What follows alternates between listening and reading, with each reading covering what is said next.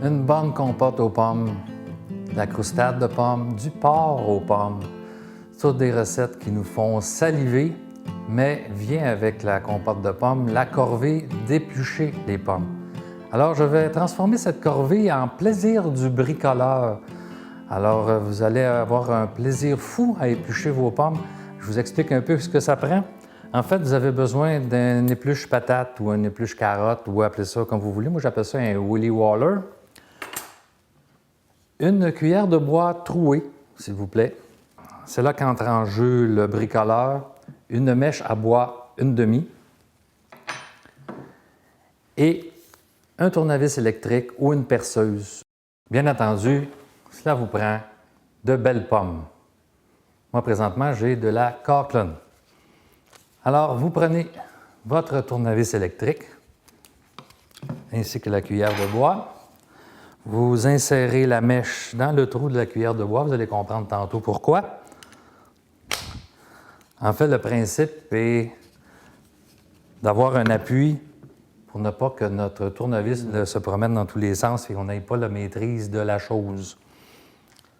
Vous insérez une pomme bien à l'aplomb par le cœur dans la mèche. Vous tenez fermement votre tournevis électrique et vous tournez sur le bon côté. Moi, j'aime ça le plier pour être sûr que j'ai une bonne maîtrise. Et on y va comme ça.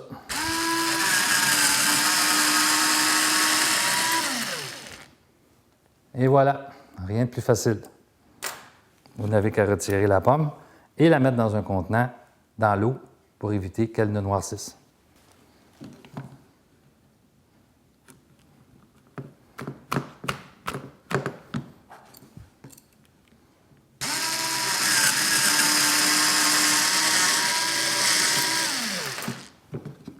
C'est un jeu d'enfant. Les amateurs de bricolage vont s'en donner à cœur joie.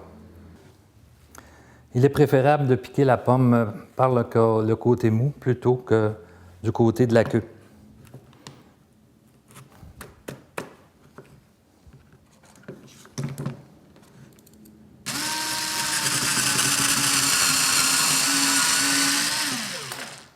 Bien entendu, plus la pomme est uniforme, meilleur contrôle nous avons sur l'objet. Il faut nettoyer à l'occasion le petit couteau du Willy Waller pour être sûr que ça coupe bien.